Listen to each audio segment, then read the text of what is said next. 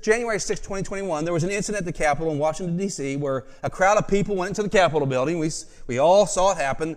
My wife had two of her cousins were there, and I don't think it was some big incursion, and I think it was maybe out of hand, but they were there, and they were like, oh, we didn't see anything. Matter of fact, one of them went inside the Capitol building and took a selfie with a tundra above his head behind him.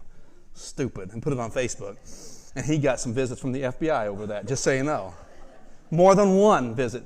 He didn't end up a J6er, but he ended up getting visits from the FBI. I wasn't there, and it doesn't matter one way or the other for what I'm going to talk about. Even if they were guilty of what they were charged with, this illustration works. It actually works better that they were all actually either found guilty or they pled guilty. That's why they were in prison. And it doesn't matter if they were witch hunted or anything. Donald Trump promised during his last campaign that if he was elected president, he would intercede on behalf of these prisoners, the J6ers, which he was elected. When all power and authority was given to him on January 2025, he became the most powerful individual on the planet. Right? Are you following me here? You smelling what I'm stepping in here? So he became the most powerful person on the planet. That very same day, the most powerful person on the planet made good on his promise, and he fully pardoned more than 1,000 prisoners, and except for 14 whose conviction stood, and he granted them time served. After 4 years, he set them free. Okay, now whether this was a witch hunt or not, and they were found guilty and they pled guilty.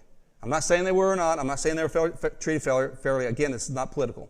But can you imagine how good and liberating it must have felt for those people to know that they had a friend in the most powerful position in the world, one that they'd probably never even shaken his hand before.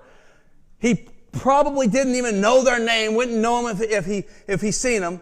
Think what it felt for them to have him stand up for them and do exactly what he promised and set them free, even though they were found guilty.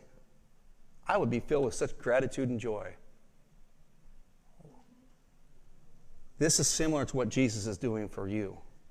The only difference is you are guilty. I am guilty. We have sinned.